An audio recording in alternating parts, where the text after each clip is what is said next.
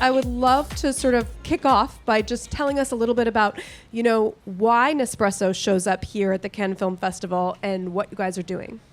So we have a long-standing relationship, 15 years plus, at the Cannes Film Festival. We've been here for many years in lots of different guises. It started in a very formal way, I would say, these kind of sit-down dinners, galas, talent and celebrity. Obviously, we had a very close link with film, with George. That's George Clooney. And so it felt a very, very native progression as a brand expression. You fast forward 15 years to 2026 and you look how brands are showing up now, and it's very different. And we've moved with that. So if you visit us on the plage, here you'll see that it's all around coffee exploration, expression, lots of kind of innovative recipes. And it really is an invitation to play. And that kind of, I think, resonates with the next generation of coffee consumers, coffee lovers. And that's basically what we do here. So we have a program across the whole of the festival. We have the fantastic restaurant there as well that people can visit. And then every night, Thursday, Friday, Saturday, this week, there are the most spectacular parties as well to celebrate. Mm-hmm. Amazing. So can you tell me a little bit about how these experiential, I know you're doing a lot with experiential. You recently were in the UK. You've been having these different tastes, different flavors, offering things through getting out to the public. Can you talk about what that looks like and why experiential is such a part of your brand strategy? I think, coming out of the back of COVID, that thing that we feels like a distant memory, but it still lingers, and I think it's still in people's mindset. People are craving that connection moment. They really want to experience brands in different and new ways. So if I speak to what we did in the UK, Covent Garden, iconic piazza, and to celebrate our newest campaign with Dua Lipa, we created something called the Recipe Remix. So the whole idea of our new campaign with Dua is every coffee is a new world. Everything can be a new experience. Gone are the days where your Nespresso machine is just a short black espresso. It can do that, of course, but so much more. Pressing this one button with Nespresso is a full-on invitation to explore your personal taste, push your boundaries, understand what's going on in coffee from all around the world. And the joy of it is you can do it in your own home, in your kitchen. So that's the idea there. We took that one stage further because I think if we launched this campaign and popped up in Covent Garden serving cappuccinos and an iced latte, who cares? So how do you drive that virality, that talkability? And what we did was lent into provocative recipes. Now, Dua is known for creating unique flavor profiles. She went viral, I think, last year with her pickle cola, crispy cola. And so we did a play on that. And then also she is known for having Marmite. So I don't know if we're Brits here or not, but Marmite is this very polarizing yeast extract. Sounds sexy, right? But it's usually eaten on toast. It's a morning thing. Dua put it on her avocado and toast. So we thought, how can we lean into this and be a bit provocative? And so we did a pickled cola coffee, iced coffee with pickle brine, jalapenos, and cola, Diet Cola. And then we did an avocado foam on a Marmite latte. And so you have this dark umami latte. It's kind of got a salty savouriness to it. And we positioned it as a breakfast latte. We called it the Love It or Hate It latte because you will love it or hate it. Do you love it or hate it? I absolutely love it. I would only ever put something out in front of people that I would drink myself. That's my vibe. I don't want people picking something up and thinking, yuck.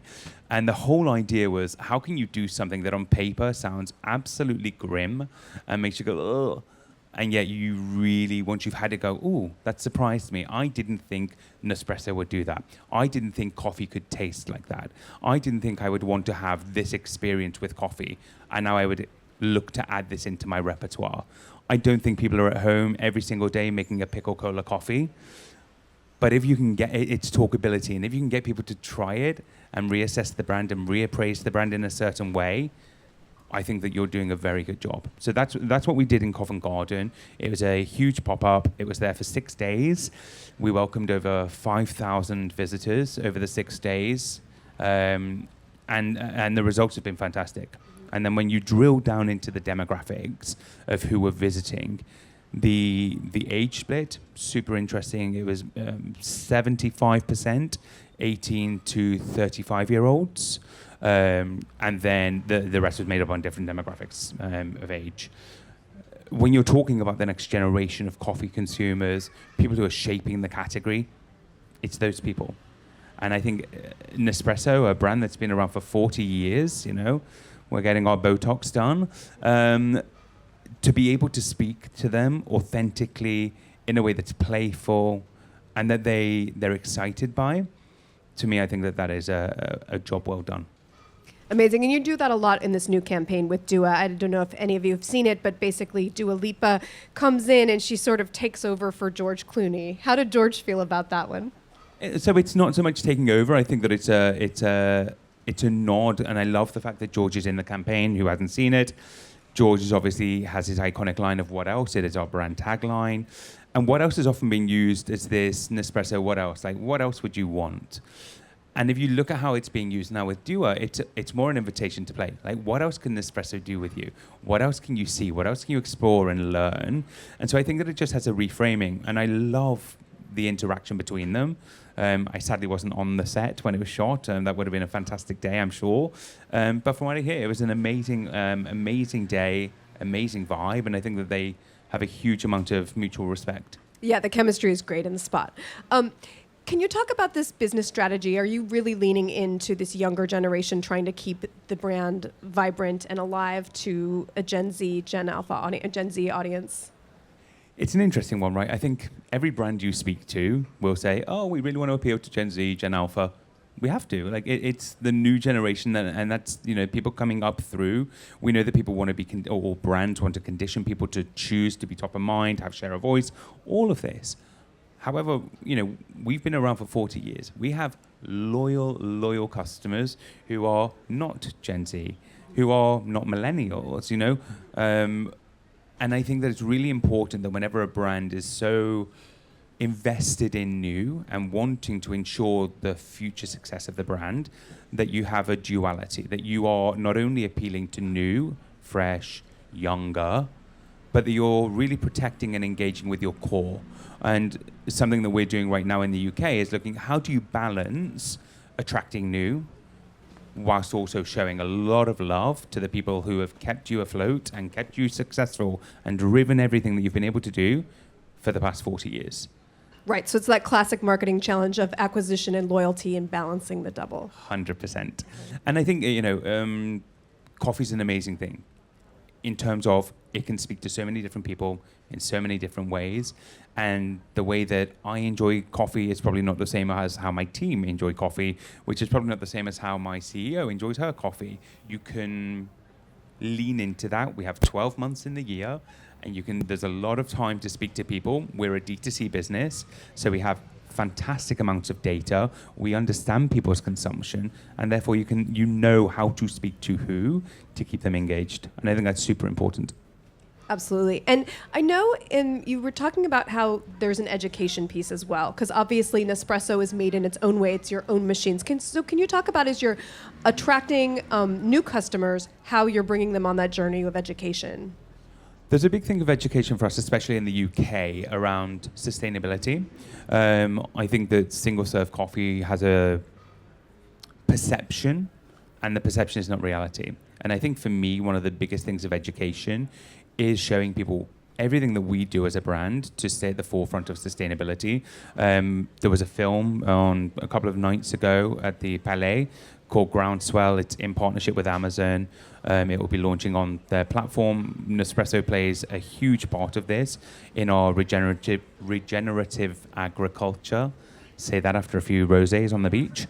And so showing not only are we doing amazing things with farmers, protecting the future livelihoods there, but also the future of the nature there, how birds and bees can affect the taste of your coffee. All of these things that people don't think about when they're pressing their button and just having their amazing cup of Nespresso. Then you fast forward to after your cup. We do amazing work in the UK. We constantly work with the government and a system called Podback in the UK, where we will come and collect your capsules right from your door. We take them to our own recycling facility to ensure that they are recycled perfectly. And then the coffee from within your used pods is used for soil improver for farmers in the UK. So it goes right back into agriculture in the UK. And then the aluminium is used for Second Life products. We have partnerships with Carandash pens. We have bicycles that are made with Nespresso pods. And then 80% or above 80% of each of our pods are made with recycled aluminium as well. So, but I think if you speak to a lot of people or naysayers, they will say, oh, Nespresso is doing terrible things for the environment. Quite the contrary. We are doing everything we can to ensure the future success of not only farmers and the work that they want to protect for generations to come, but also the local impact on recycling and sustainability in the UK. So how do you communicate that message to consumers and change that perception? It's a difficult one, right? Because I think that people, sometimes there's a bit of a so what idea on this. Like, of course you should be doing this. You're Nespresso, you're a big brand. This should be BAU, and it is BAU. For us, what we're working on right now, with Groundswell, but then we have a fantastic guy called James Stewart. He is a British environmentalist, but he's TV, and he creates really authentic, fantastic content that tells the story of this is how it works. And it's broken down super layman's terms. I always say, if I can't understand what we're doing about recycling in 30 seconds, it's too complicated. We do not need to understand, we need to obviously have all of the science behind it to back it up. But when you're communicating it, you don't want people to get lost in the science. So it's how can people really understand short and sharp messaging around our commitment to sustainability. You know, we're a B Corp in the UK, or actually we're a B Corp globally, which I think is a shorthand tick to everything we're doing is with the interest of sustainability at heart. But then on top of that, it's how do you boil it down for people for topics that they really care about, and that would be top of mind. So for us, that would be agroforestry, regenerative agriculture, I will learn to say that one day, and recycling. Mm-hmm. I love that you can get a bicycle made out of Nespresso pods. There's something amazing in that. Super cool. You mentioned Groundswell. Can you talk about Nespresso's relationship with film and how you participate in helping films come to life? Yeah, I mean, to be honest on this, it's a flexing topic, and we are always looking for new opportunities and ways to collaborate in cinema. I think a lot of, over the years, there's been placement of Nespresso, mentioning of Nespresso in movies, etc. In terms of funding movies, we used to have a shorts competition where people would create shorts and then they would be screened in Switzerland. Obviously, we're a Swiss company, so the Heartland there would have that. And people would go and celebrate these kind of up-and-coming directors, writers from around the world. So it was a global competition hosted in Switzerland. It's something that is constantly under review and how we're working and evolving. I think right now the big focus is obviously on our fantastic relationship with Dua. Mm-hmm. And also supporting films with the sustainability message, it sounds like. Most definitely. It was interesting on the Amazon piece. It's the documentary split into almost segments, and there's a segment around Colombia, and it's one of the coffee world's obviously biggest producing regions. So to lean into that, and I hope when people see and do watch the documentary, it's fantastic. But when you see it, what we're not trying to do here is walk in and slap our logo on this and be like, hey, Nespresso is incredible. Look at us, we're such a sustainable brand. There's an authenticity about it. And this comes back to messaging and education. Anytime you're talking about sustainability, it has to be credible and it has to be authentic. So we are quite passive in it, but there is a whole section around the agriculture that Nespresso is aiming towards. And it talks much more about the harvesting techniques, the biodiversity of having birds on coffee farms and what that does. Colombia is an amazing example of, we have bees, a lot of bees on the farm, and the pollination of bees for coffee enhances the flavor profiles. And then obviously you get the second life product, which is honey. So it has the most beautiful flavor, the honey. And it was on sale in our US boutiques last year as a limited edition. You talk about all the flavors this year. You have a tons in more and more in that spot, as you can see. Can you talk about like the trending flavors and what consumers are really drawn to this year? Absolutely. I think we always talk about the UK taking a step back. 10 years ago, when I was walking to a coffee shop in London, you had a very short menu of hot recipes, and then you maybe have like an iced Americano and a nice latte. Iced cappuccino if you're feeling, frisky. You walk in there now, and there is no delineation. Everything is hot or iced, and the top of the menu is usually trending flavors and what's pushing. And we want to bring that in home. The whole idea of Nespresso was, how can you be your own barista in home? I won't go into the economics of it right now, with an out-of-home coffee costing about £4 in London, an espresso coffee costing about 50 pence. We're in hard economic times, all of this, of course.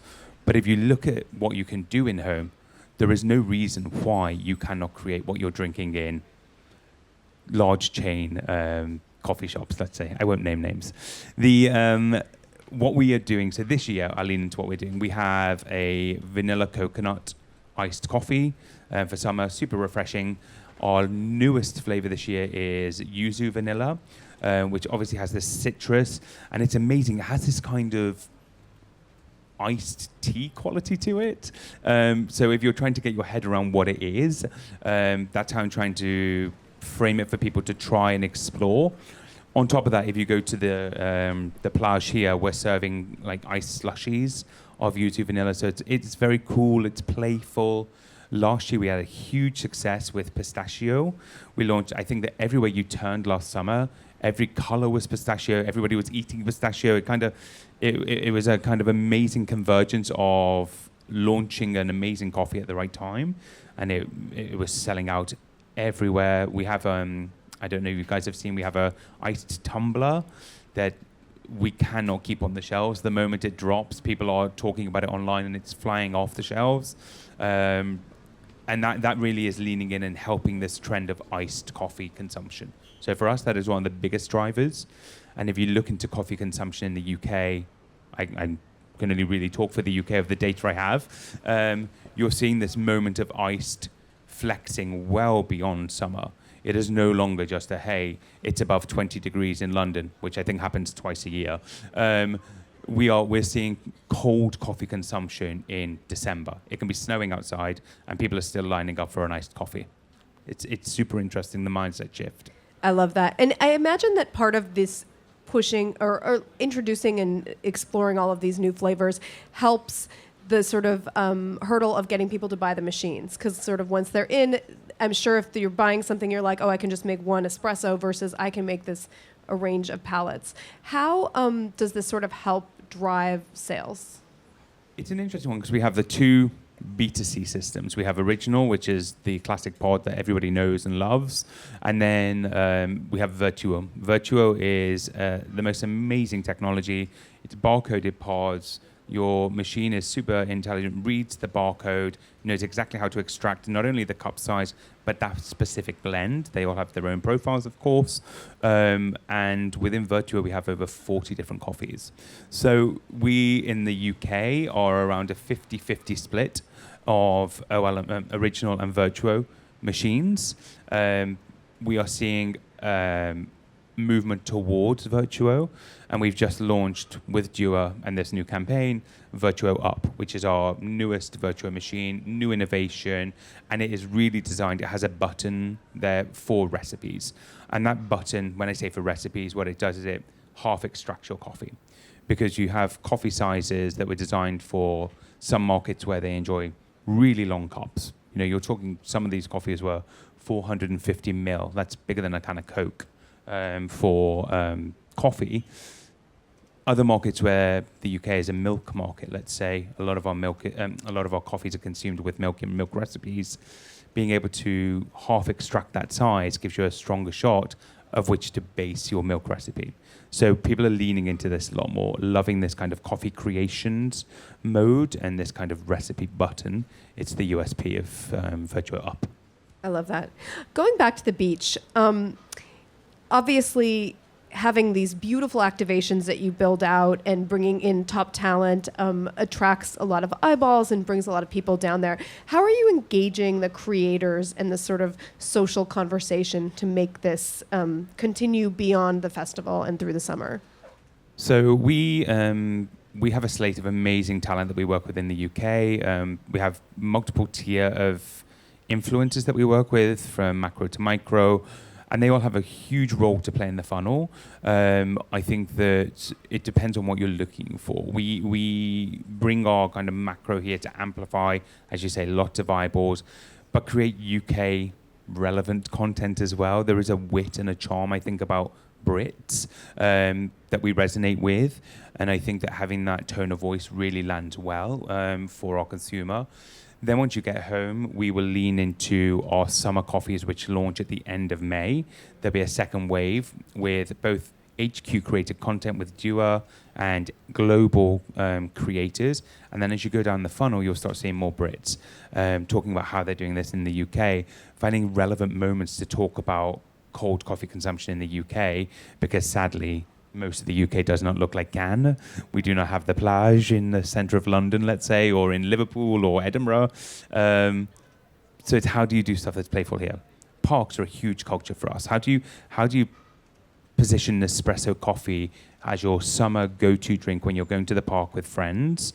How do you take it on the go? How do you use your tumbler, your travel mug?